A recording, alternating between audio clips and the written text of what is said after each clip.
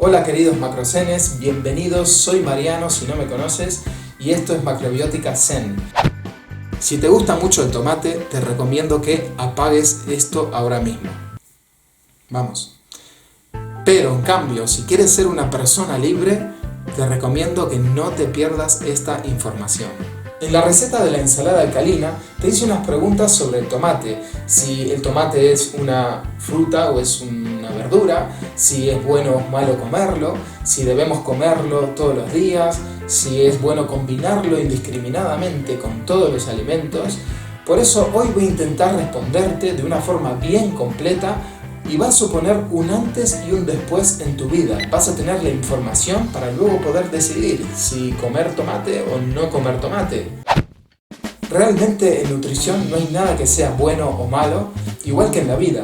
Siempre va a depender de las cantidades que consumamos y de muchos otros factores. Y como todo es relativo, algunas personas te van a decir que sí que te conviene el tomate, que tiene muchas propiedades, y otras personas, como yo, te vamos a recomendar que no lo comas de forma habitual.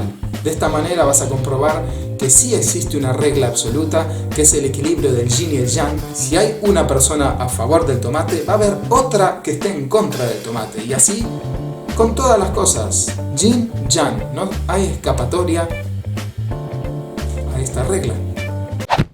Estos son los motivos por los cuales no te recomiendo comer tomate.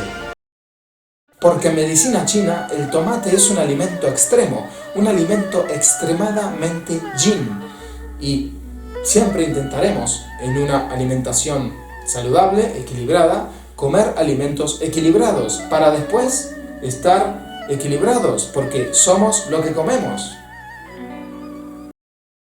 Porque el tomate genera mucha acidez y esto hace que pierdas minerales como el calcio, el hierro, el magnesio, etcétera, etcétera. El tomate es una solanácea como la papa o la patata, el pimiento morrón, la berenjena, el cacao, el café, el tabaco. Son todos alimentos que deberíamos evitar. ¿Por qué? ¿Por qué? Si yo no hice nada para merecer esto, no hice nada. Deberíamos evitarlo porque todos estos alimentos contienen solanina, que es una sustancia tóxica para el cuerpo.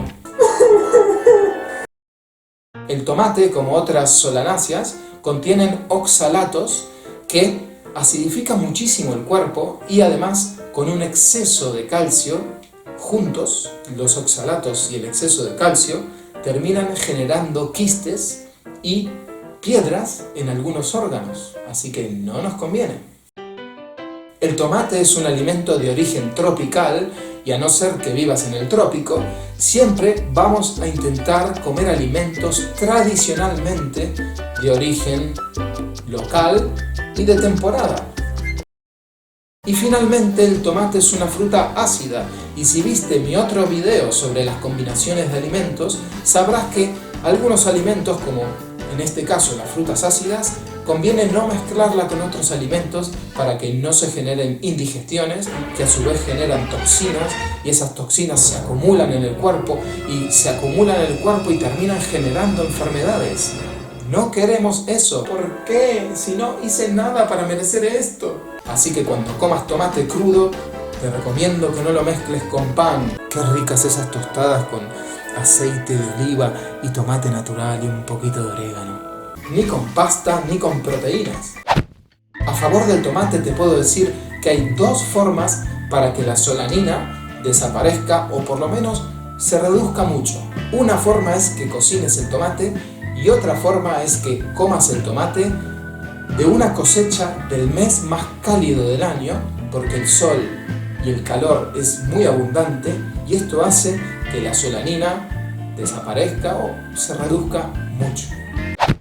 Seguramente el tomate tenga algunas propiedades beneficiosas para la salud, pero si viene con solaninas y con oxalatos, no nos conviene mucho comerlo. Y sinceramente te digo que yo como tomates, no es que nunca más comí tomates desde que supe esta información. Personalmente lo que hago es no comprar tomates, no cocino con tomates, con lo cual el 99% de mis comidas son comidas preparadas por mí y no contienen tomate.